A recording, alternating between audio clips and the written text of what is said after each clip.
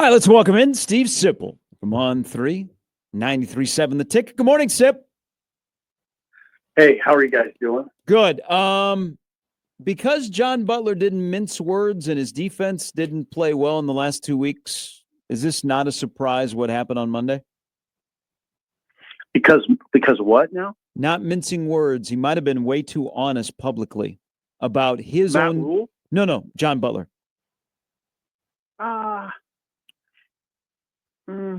Is that why? Well, there's a couple of things there's more to it. Well, I think there always is more to it. But just off of yesterday, the way the season ended did not help. But also maybe some things about your roster that you said publicly that are usually kept privately also added to the pile that was building up.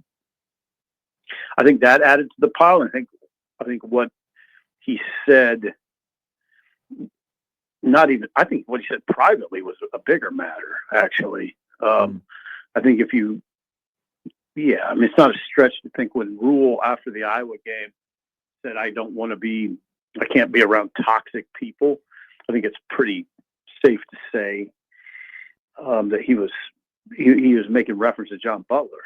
And then, based on some of the stuff I heard about the Iowa game, what was going on, sideline locker room, it wasn't good, and I think that was probably sealed John Butler's fate. What do you make? So yesterday, and, you've been to all these press conferences, and Gary and we've done a good job of keeping up with them and going to them and listening to them. And yesterday it struck me, Sip, when, and I want to pull up the direct quote here because I want to make sure I get this right. When Matt Rule was talking about Dylan Raiola, right? And he was talking about him going through his injury and recovering from it. He said, and I quote, "This is year 3 coming up for him, and he's got to become the quarterback that we all know he can be." And then eventually he goes ahead and he says, we're anxious, right? He used the word anxious for him to take that next step and to be the quarterback, not only that he can be, but frankly, that they need him to be. That's the first time I've really heard Rule say anything other than Dylan's great and Dylan's awesome and Dylan's, playing his butt off and he's become a great leader. That was kind of one of the first times I've heard Rule kind of press the matter of, look, Dylan's got it. Dylan's got to improve and Dylan has to get better. Do you read into that at all? No, it's an astute observation. I think you're exactly right. I hadn't heard that tone or that sort of line of that kind of discussion from Rule about Dylan. And I think a lot of it is just, I think a lot of that may be, it's just at some point you kind of take off the kid gloves and say, okay, now you're grown. And this is, there's a level of accountability that is on you too. We have to listen, it's a reciprocal relationship that if you're Dylan, you expect a level of competency from the staff to develop you into the kind of quarterback you think, but also you have to take the right steps. Sure. And so it's never a one-sided conversation when it comes to development. It takes both entities, and I think that's what a lot of that comment was about. And I think it makes sense. I think it makes sense mostly because Dylan will be a junior. Sure. He's not a rookie, so to speak, anymore. Mm-hmm. And so you bring up, and I like the term, taking off the kid gloves. But do you think maybe they're taking off the kid gloves a little too late? Because when Dylan got here, he was the highest rated recruit, and Nebraska was incredibly thankful that he was going to come here and he was going to commit to them, and they catered to him, and they said, "Thank God you're here." They almost were like a guy who looks like a 5 dating like a 10, right? They're like, "Oh my God, I'm so happy that you're here. I'm so happy that you're my girlfriend." And they gave to him and said, "Okay, hey, we love you." And then now they've taken off the kid gloves, like you say.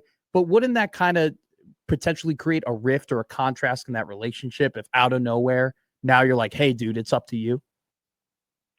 Oh, I don't. No, I think you're exactly right on the first half.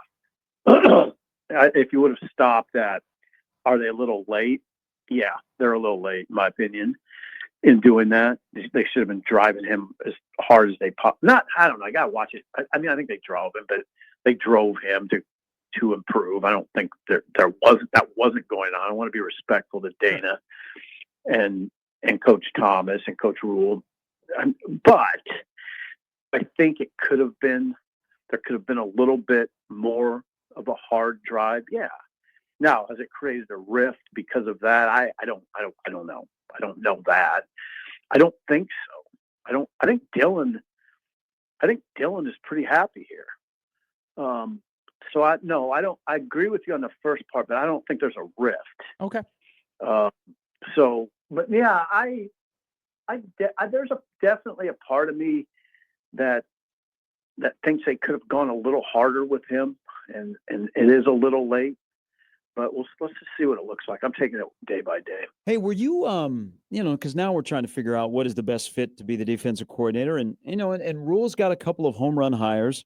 Then he's got a couple of whiffs. And I say the jury is still out on Dana. But this is an extremely important hire.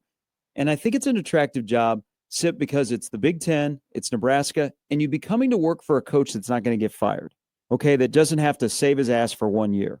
So you could put some roots down if you're successful and maybe help you get to be a head coach somewhere. But did it surprise you at all that it's going to be more about helping us elevate than whatever scheme you bring in? You could run a 4-3, you could put 12 guys on the field, but I'm looking for the coach that gets the best out of us. That surprise you? No, not in the context of where we started the conversation. So they're looking to hire the opposite of Butler. Well, oftentimes it's that way, right? Yeah. I mean, but yeah, I mean, Butler is very kind of cold, analytical NFL style, and I don't know that always plays well at this level. It didn't. I don't think it did in this case. Mm-hmm. It didn't play horribly, as Rule acknowledged yesterday. So, yeah, I think Rule said we didn't play hard enough the last two games. Yes, he said it. He said we didn't play hard enough the last two games, and he's looking for somebody that can draw, effort, physicality, playing with fire. And I think we'd all agree we didn't see nearly enough of that this year. So it makes sense. The move makes sense. It makes perfect sense to me. I thought the fit wasn't great here with Butler. So you guys could say, well, why didn't you say that from the start? I'm always trying to cover myself. I don't do that usually. I want to see what it looks like. Yeah. I don't, out of the gate, I always my thought is always, I want to give this guy a shot before I say it's not going to work. I wanted to give it a shot, and I did think it might work. But as it went on, it was pretty evident it wasn't working very well, and it really came to the head at Penn State, against Penn State and Iowa, which are telltale games in my mind. Not everybody looks at it like I do, and I understand that. I look at those as telltale games. I don't look at UCLA as a telltale game. That's not a heavyweight. UCLA is a fine program, a good team, all that. They have good guys. They play hard and all that. But Penn State and Iowa are heavies. I mean, that's heavy lifting time. Yeah. When you go to Happy Valley, and it's a monster, and it's a rough scene now. It is rough. And in Iowa is pretty self-explanatory to Nebraska fans, I think, at this point. Those are the heavy lifting games, and they faltered badly. Mm-hmm. I mean, just sort of embarrassing, particularly against Penn State. So it all makes perfect sense to me. So back to, because yesterday Matt Rule just straight up goes, "It's not you, it's me." And I don't think he was, kind of in reference to Butler, and you bring up a great point, Steve, where he's cold analytically, and he comes from a background of being in the NFL where, frankly, you can just say, hey, this guy isn't good enough, and he's cut from the team, and the next day you bring up someone from the practice squad, right? And you can't do that in college football. But it's not as if he was just brought in out of nowhere. He was in the building for nearly a year, just about a year before he was he was in the building for a season before he was promoted. if that was the case, if there was that disconnect, if that was his attitude, and it clearly didn't mesh with Rule, why was he hired in the first place?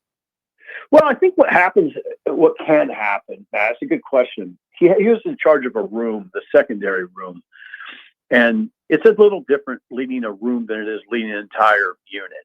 Everything it changed quite a bit. Changes now. I mean, you have to motivate a room every day. Not that now he had a secondary room, which is it's a lot of guys in that room.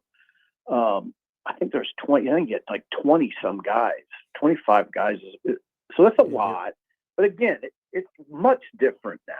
When now you're in charge of an entire unit, you have to motivate pretty much daily. And I don't know. I mean, I never thought Butler didn't strike me as a guy that's going to motivate as well as some other guys might.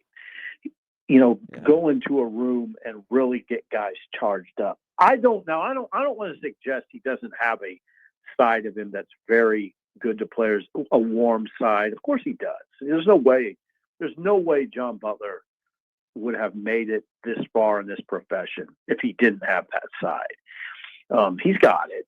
It wasn't working here. You saw it. I mean, it was pretty evident. And I referenced the Iowa Penn State games. It wasn't just that. Think about what Minnesota looked like. I mean, think about what Maryland looked like. That Maryland all of a sudden was running for 131 yards and looked pretty good doing it.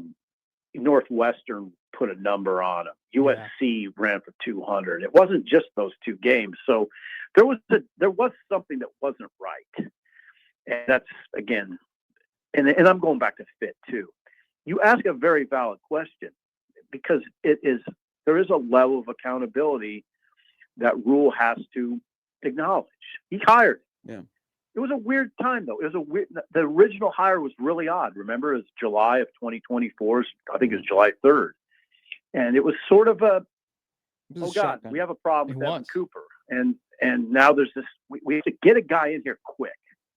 And then that's how he got here. It was the circumstances with which he came were very odd. Yeah, I've somebody who has spent some time in the defensive meetings told me the other day that Rule explains football like you're at Raising Cane's and it's a short menu.